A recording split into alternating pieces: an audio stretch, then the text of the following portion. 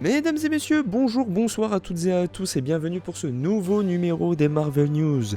Comme d'habitude vous le savez, si vous êtes excité de savoir ce qui va se passer dans le MCU dans les semaines, mois, années à venir, n'hésitez pas à vous abonner à la chaîne, lâcher un petit pouce bleu et en fin de vidéo, nous lâcher un commentaire pour nous dire ce que vous pensez de tout ça.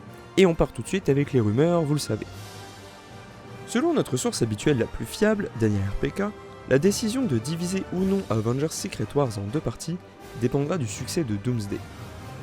Toujours d'après l'initié, un projet solo centré sur Wanda serait en développement et se déroulerait pendant la saga Mutante, donc après Secret Wars.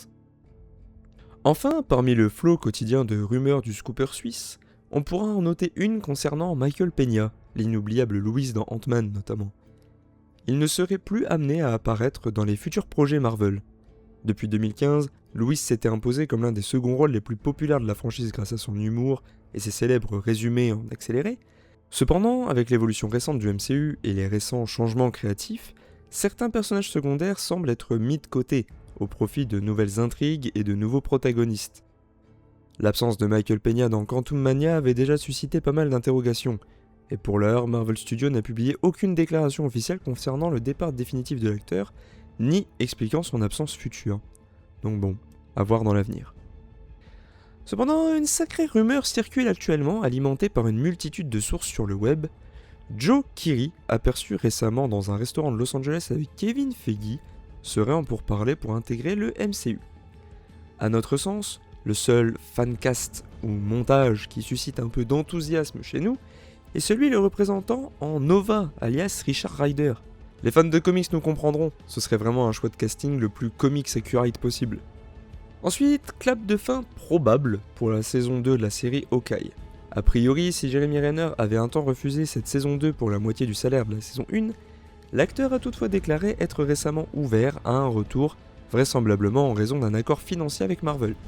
Mais dans une récente interview, Andrew Guest, showrunner de Wonder Man et producteur consultant sur Hawkeye, a révélé que les studios ne développaient plus activement le projet pour des raisons de calendrier et de logistique.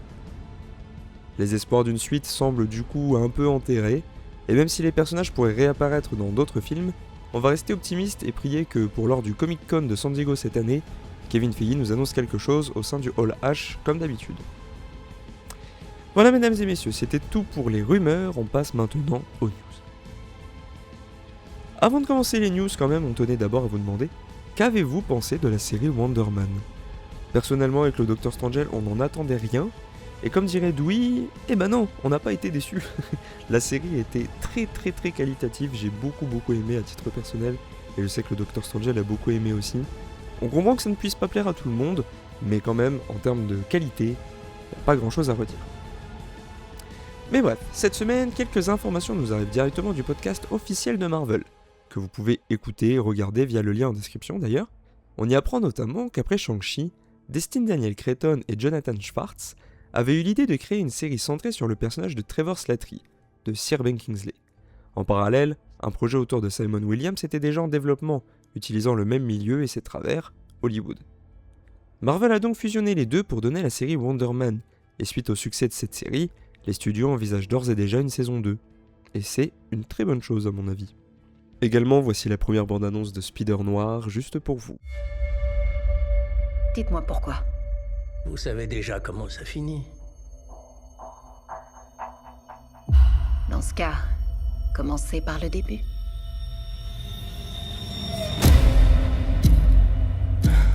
L'éthique.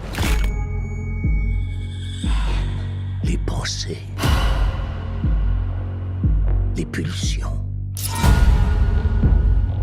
J'ai réussi à les réprimer. La plupart du temps, en tout cas.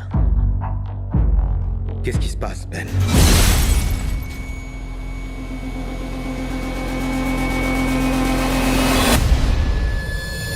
Attendez.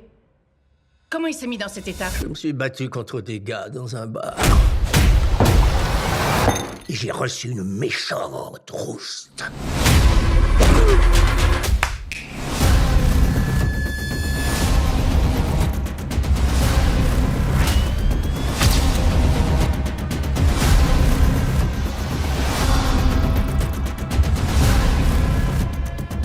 Je peux savoir à quoi vous pensez? Je suis en pleine crise existentielle, pour être honnête. J'ai touché la corde sensible.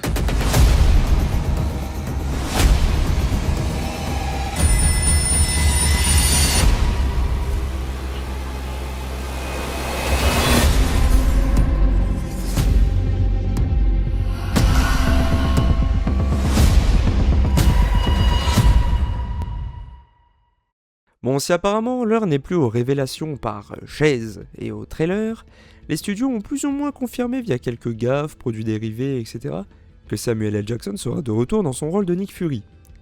Lors de déclarations en salon, il a même été souligné que son personnage, entre guillemets, est un élément central pour lier les différentes équipes de héros, donc les Avengers, les Thunderbolts, les 4 Fantastiques, face aux nouvelles menaces globales. La Walt Disney Company a officiellement nommé Josh D'Amaro au poste de CEO qui succédera à Bob Iger. Un communiqué a confirmé que suite à cette nomination, tous les dirigeants clés de Marvel Studios, y compris Kevin Feige, sont eux confirmés dans leurs postes respectifs. Sur le site professionnel Production List, on peut voir que le tournage de Black Panther 3 devrait commencer en juin prochain. Nous vous préparerons une liste de potentiels repreneurs du rôle pour notre prochain rendez-vous au rayon des rumeurs, ne vous inquiétez pas. De son côté, Jack Schreier, qui a fait Thunderbolts, travaille d'arrache-pied sur le nouveau film X-Men prévu après Avengers Secret Wars, qui est annoncé comme un soft reboot du MCU. Il a révélé qu'on lui avait demandé d'anticiper d'éventuelles ramifications, comprenez par là des spin-offs. Ryan Reynolds a d'ailleurs déclaré avoir déjà soumis un script pour un film X-Force. Mais à côté de ça, c'est la fin d'un long feuilleton qui tournait à vide depuis des années. Depuis que Sam Raimi est revenu chez Marvel pour Doctor Strange in the Multiverse of Madness, et que Tobey Maguire a passé une tête dans Spider-Man No Way Home, les rumeurs d'un Spider-Man 4 originel étaient persistantes. Pourtant, lorsque le réalisateur explique à Screen Rant ce qui aurait dû être clair depuis plus de 20 ans, tout le monde semble tomber des nues. Le cinéaste a officiellement mis fin aux rumeurs, et il ne compte pas ressusciter sa version de l'histoire, estimant que ses personnages ont fait leur temps, et qu'il a sereinement passé le flambeau à Tom Holland, de quoi stopper net les spéculations et les autres montages générés par IA. Et au risque d'en décevoir certains, dont nous les premiers évidemment, on peut en conclure qu'il n'y aura pas non plus d'Amazing Spider-Man 3 avec Andrew Garfield. Clap de fin pour les reshoots de Spider-Man Brand New Day cette semaine. Nous évoquions récemment le ton plus street level du film, avec des combats chorégraphiés par Jackie Chan, et nous apprenons aujourd'hui que Tom Holland s'est mis au jujitsu pour les besoins du tournage. Sony Pictures, très satisfait des rushs, aimerait que Destin Daniel Cretton réalise également le futur Spider-Man 5. Le studio a d'ailleurs diffusé une première affiche pour le film. Et côté musique, Michael Giacchino, compositeur de la première trilogie, est de retour. Enfin, Marvel Studios a salué l'excellent travail d'Amy Pascal sur la production. Elle a dû gérer seule une grande partie de ce projet, Kevin Feige étant concentré à 100% sur les prochains films Avengers. Eh bien, ça faisait pas mal de news cette semaine, hein. Bon, écoutez, on passe sur la dernière grosse partie des déclarations cette semaine, et après, ce sera tout.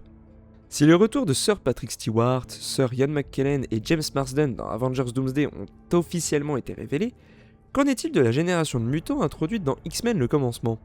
Evan Peters, qui a interprété Peter Maximoff alias Quicksilver dans X-Men Days of the Future Past, X-Men Apocalypse et X-Men Dark Phoenix, a récemment exprimé son intérêt d'explorer la relation père-fils des comics avec Magneto, donc probablement celui de Ian McKellen. Après avoir repris son rôle de manière détournée dans WandaVision, sous les traits de Ralph Bonner, l'acteur s'est confié « J'aimerais vraiment explorer la relation père-fils entre Peter et son père. On pourrait aussi prendre Quickie plus réaliste. » Pour info, jusqu'en 2019, pour les questions de droit, Marvel Studios ne pouvait plus utiliser les X-Men ni même le mot mutant dans ses films. C'est comme ça qu'entre 2014 et 2019, il y a eu 2 Quicksilver au cinéma, Evan Peters pour la Fox et Aaron Taylor Johnson pour le MCU. Ce dernier et sa sœur Wanda étant qualifiés de optimisés, je ne sais pas si vous vous en souvenez. Puis depuis 2019, les mutants sont revenus dans le giron de Marvel Studios via le rachat de la Fox par Disney, donc c'est bon maintenant, ils ont le champ libre. Lors du podcast, évoqué plus tôt, Brad Winderbaum, patron de Marvel TV, a confirmé le retour de Jessica Jones dans la saison 2 de Daredevil Born Again. L'objectif est clair, la réintégrer pleinement au MCU. Ce qui est amusant, c'est le saut dans le temps depuis sa dernière apparition. On explique au public ce qu'elle est devenue. Attendez-vous à plein de surprises. La saison 2 de Daredevil Born Again arrivera sur Disney+ le 24 mars 2026, à quelques jours du tournage du début de la 3e saison. On vous balance maintenant la bande-annonce.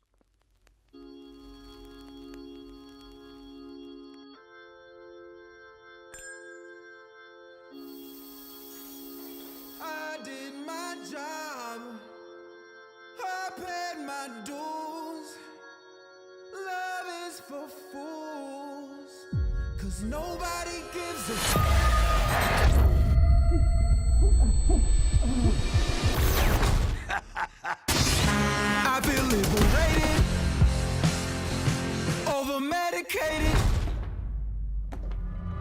J'espère que tu peux marcher parce que je te porterai pas.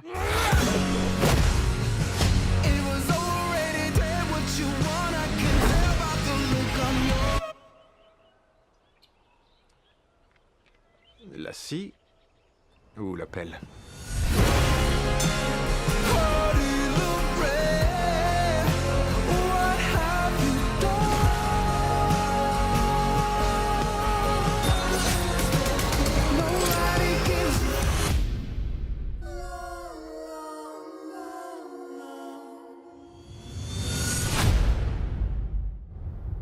Winterbaum s'est également attardé sur Vision Quest, qui conclura la trilogie entamée par WandaVision et Agatha All Along selon lui. La série traite de la transmission sur 3 générations. Un homme ayant subi des violences de la part de son père peut-il devenir un bon père? En évoquant ce cycle, grand-père, père et fils, le producteur fait référence à Ultron, Vision et Speed, alias Tommy Maximoff. Si Wiccan devrait apparaître, l'intrigue se concentrera davantage sur Tommy après le retour de son âme dans Agatha. Si un temps son retour en She-Hulk avait été compromis, Tatiana Maslany a eu du mal à cacher son enthousiasme quand un journaliste lui a demandé si elle serait dans les prochains Avengers. Le nom d'Elizabeth Winstead avait même circulé un temps pour reprendre le rôle de Jennifer Walters. Ça aurait pu coller aussi, franchement. Lewis Pullman, lui, s'est confié aux médias Cinelab.fr sur son rôle de Sentry dans Avengers Doomsday. Je n'arrivais pas à croire qu'on me laissait participer à ce film. C'était tellement fun et j'ai de la chance de jouer un personnage qui est très personnel pour moi. L'acteur a également partagé un moment complice avec son ami Danny Ramirez, le nouveau Faucon. Assis sur nos chaises en costume, on se regardait en se disant « Mais qu'est-ce qu'on fout ici ?» Et vous, est-ce que vous avez hâte de revoir ce héros et son pire ennemi dans le même corps? Perso, moi j'ai adoré Thunderbolt, et cette version de Sentry, je suis fan. Enfin, John Bernthal a confirmé une continuité directe pour son personnage du Punisher entre Spider-Man Brand New Day et son propre projet Special. Le justicier et son interprète n'ont pas fini de faire parler de lui, manifestement.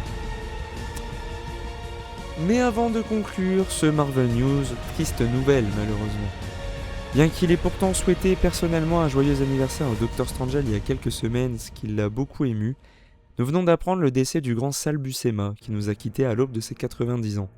Si ce nom ne vous dit rien, car plus discret que ses prestigieux confrères dessinateurs comme Jack Kirby, John Romita Sr. ou même son frère John, il n'en reste pas moins l'un des plus importants créateurs de l'histoire de Marvel. Il était le co-créateur de dizaines de personnages comme Nova, Rome, la version nomade de Steve Rogers, Hyperion ou le Squadron Sinister. On lui doit également le concept de la TVA que le grand public a pu découvrir récemment dans la série Loki. Son apport à l'univers Marvel est immense, probablement plus que tout ce que vous pouvez imaginer. Nous adressons donc toutes nos condoléances à la famille de Silvio Sal Buscema, à ses proches, ainsi qu'aux milliers de lecteurs et lectrices endeuillés. Bon voilà, c'est là-dessus, c'est sur cette note un peu triste qu'on finit ce Marvel News. N'hésitez pas, comme d'habitude, vous le savez, à lâcher un petit pouce bleu, à vous abonner, ça nous soutient énormément. Et puis à nous dire en commentaire ce que vous pensez des news et des rumeurs qu'on vous a balancées aujourd'hui. En tout cas, mesdames et messieurs, n'oubliez pas le mot de la fin, parce que moi je ne l'oublierai pas. Bonne soirée!